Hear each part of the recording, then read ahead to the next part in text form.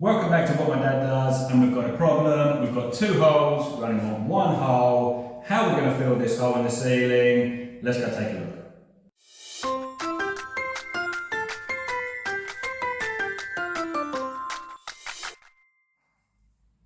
So we had a light fitting here. We now want it here. So we've got a hole. How are we going to fill this hole in the ceiling? Well, I've cut two bits of batten, just slightly longer than the hole itself, and all I'm going to do, I'm going to pop these into the hole just so it's central to the hole, and then I can get a screw either side up here so this batten is then fixed. You don't want a big bit of wood, you want a bit of batten so you can just get your finger over it and hold it whilst you screw in and screw in. Then put your other bit of batten up, same process, get it in the other side of the hole, two screws, and then you want your other bit of ceiling that you just cut out of this hole is now going to go in this hole, and you can screw that through into the battens, and you've almost repaired it. Obviously you've got a gap where the saw's been, so what you're going to need to do is use some plastering tape,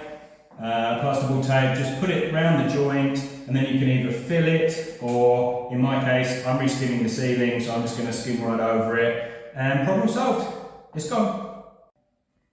So this is it finished. You can just see I've got a screw in each end of the batten, and then I've put this bit of plasterboard that I cut out the other hole in this hole, a couple of screws, and that's it. It's all solid, it's good.